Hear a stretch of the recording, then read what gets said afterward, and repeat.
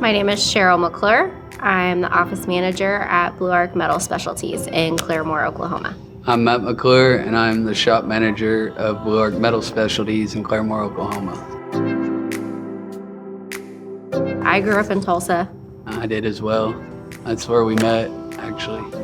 So I really wanted to be a teacher or a nurse. I was actually a CNA first, and then I was given this opportunity, and I went with it. Didn't really have an ambitious plan like most people do.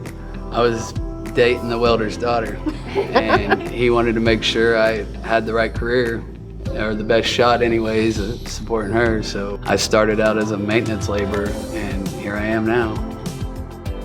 It provides a good life for me for sure, and I enjoy what I do.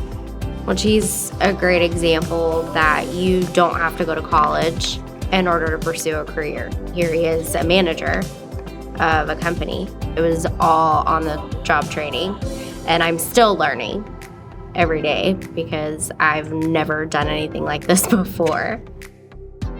It's a lot of hard work. You gotta be dedicated. It is challenging, but I don't know that I would have done it a different way. I think I would have chose it all over again.